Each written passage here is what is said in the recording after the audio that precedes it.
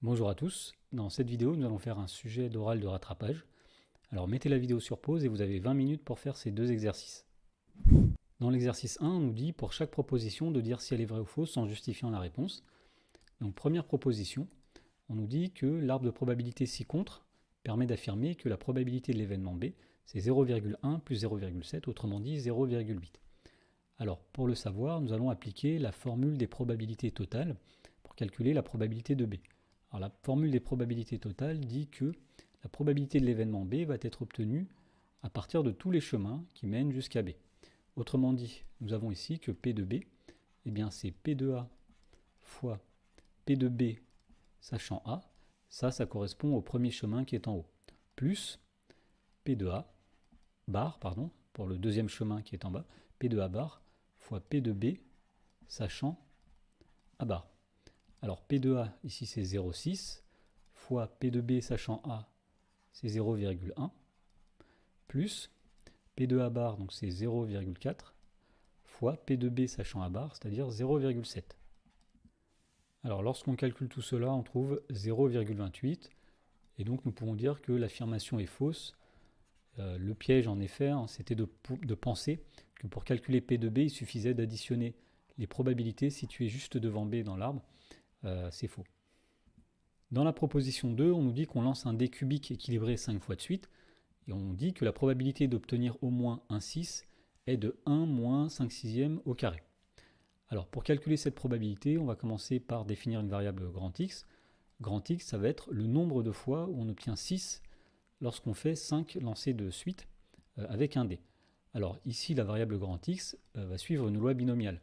C'est une loi binomiale de paramètres n égale 5 et de probabilité de succès 1 sixième. On a une chance sur 6 d'avoir un 6. Et donc la question nous demande la probabilité d'obtenir au moins un 6. Autrement dit, c'est P de grand X supérieur ou égal à 1. Alors pour calculer P de grand X supérieur ou égal à 1, on va passer à l'événement contraire. C'est 1 moins P de grand X strictement inférieur à 1, c'est-à-dire 1 moins P de X inférieur ou égal à 0. Grand X prenant des valeurs entières, si X est strictement inférieur à 1, c'est qu'elle est inférieure à, égale à 0 ou égale à 0, et même mieux, c'est qu'elle est égale à 0. Alors, nous allons utiliser ensuite les formules sur la loi binomiale. Ici, nous savons que P de X égale 0. C'est 0 parmi 5 fois 1 sixième puissance 0 fois 1 moins 1 sixième puissance 5 moins 0. Autrement dit, c'est 1 moins, alors 0 parmi 5, c'est le nombre de chemins dans un arbre à 5 répétitions pour lesquels il y a 0 succès. Eh bien, il n'y a qu'un seul chemin, c'est quand on a échec, échec, échec, échec, échec. Alors 1 sixième puissance 0, c'est 1. 1 moins 1 sixième, c'est 5 sixièmes à la puissance 5. Et donc nous pouvons dire ici que la probabilité est de 1 moins 5 sixièmes puissance 5. Autrement dit, l'affirmation est fausse, puisque dans l'énoncé, il y avait 1 moins 5 sixièmes au carré. Dans l'exercice 2, on nous dit soit f la fonction définie sur grand R par f de x égale x exponentielle de moins x carré. Et donc la courbe représentative de f est donnée dans un repère orthogonal ci-contre. Donc première question, on nous dit de montrer que pour tout nombre réel x, f' de x, c'est 1 moins 2x carré exponentielle de moins x carré. Alors tout d'abord, la fonction f ici, on reconnaît que c'est un produit. C'est une fonction de la forme u fois v, où le u, donc c'est x. Donc nous pouvons écrire ici u qui est égal à x, et la fonction v, c'est e de moins x carré. Alors la fonction u', la dérivée de x, c'est 1. La dérivée de v, donc c'est la dérivée d'exponentielle de quelque chose. Nous mettons la dérivée de quelque chose, donc la dérivée de moins x carré, c'est moins 2x fois exponentielle de moins x carré.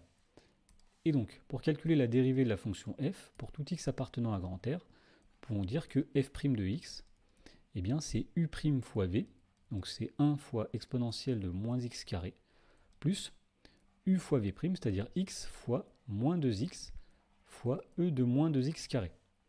Autrement dit, c'est 1 fois exponentielle de moins x carré, moins 2x carré, x fois moins 2x, fois exponentielle de moins 2x carré.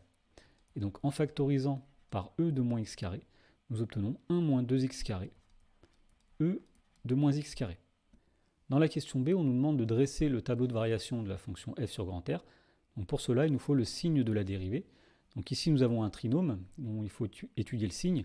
Donc le trinôme ici, c'est moins 2x carré plus 1. Alors son discriminant, ici, il est égal à b carré, c'est-à-dire 0 au carré, moins 4 fois a, c'est-à-dire moins 2, fois c, c'est-à-dire 1. Et donc nous trouvons ici 8. Donc ce trinôme possède deux racines que nous allons appeler x1 et x2.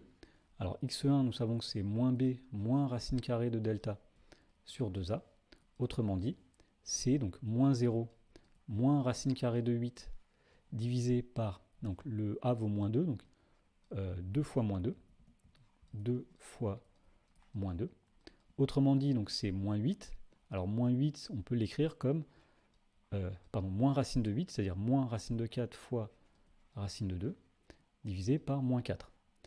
Alors nous pouvons encore écrire ceci comme moins 2 racine de 2 sur moins 4, c'est-à-dire racine de 2 divisé par 2.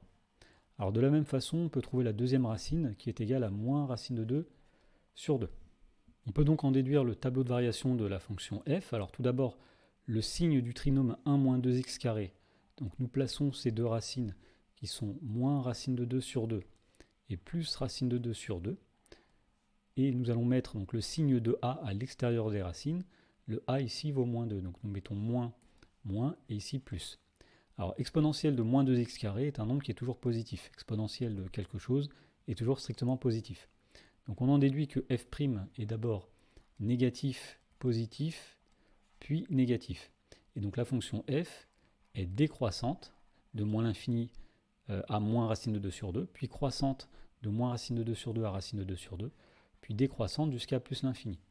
Alors pour calculer les images, puisqu'il faut ici compléter le tableau de variation, nous allons calculer f de racine de 2 sur 2, c'est-à-dire donc racine de 2 sur 2 exponentielle de moins, entre parenthèses, racine de 2 sur 2 au carré. On a remplacé tout simplement x par racine de 2 sur 2 dans l'expression de f.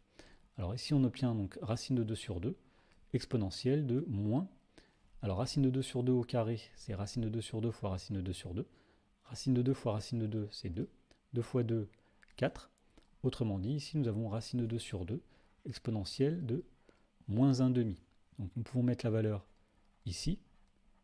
Racine de 2 sur 2 moins exponentielle de moins 1 demi.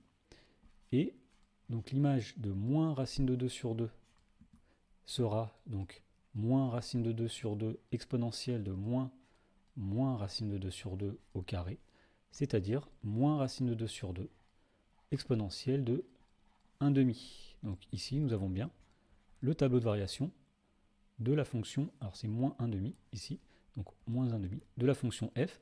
On ne nous demandait pas de calculer les limites, mais graphiquement nous voyons ici que la limite en moins l'infini c'est 0, et en plus l'infini c'est 0. Dans la question 2, on nous dit la courbe de f admet-elle des tangentes parallèles à son asymptote horizontale. Alors l'asymptote horizontale, nous en avons parlé rapidement dans le tableau de variation, c'est la droite d'équation y égale 0, puisque nous avons dit que graphiquement en tout cas, les limites en plus l'infini et moins l'infini valent 0. Donc on cherche s'il y a des tangentes horizontales. Alors autrement dit, ce qu'on est amené à résoudre, c'est f' de x égale 0, puisque nous savons que une tangente sera horizontale si son coefficient directeur vaut 0, et le coefficient directeur d'une tangente au point x, nous savons que c'est le nombre dérivé, f' de x.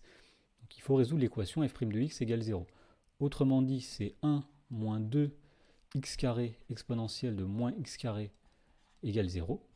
Alors on peut diviser le tout par exponentielle de moins x carré qui est non nul bien sûr, et donc il va rester 1 moins 2 x carré égale 0. Alors nous avons déjà résolu cette équation dans la question précédente lorsqu'on a fait le tableau de variation. Il y a deux solutions qui sont moins racine carrée de 2 sur 2 et x égale plus racine de 2 sur 2. Donc il y a deux endroits où la tangente sera parallèle à l'asymptote horizontale, c'est-à-dire parallèle à l'axe des abscisses. Eh bien c'est en moins racine de 2 sur 2, donc ici, et puis c'est en plus racine de 2 sur 2, donc ici. Ça correspond aux endroits où il y a un maximum et un minimum.